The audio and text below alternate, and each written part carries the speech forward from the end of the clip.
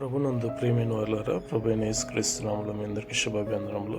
ఉదయ కాలంలో కలువరి కృపాసనదికి మిమ్మల్ని ఆహ్వానించుచున్నాను.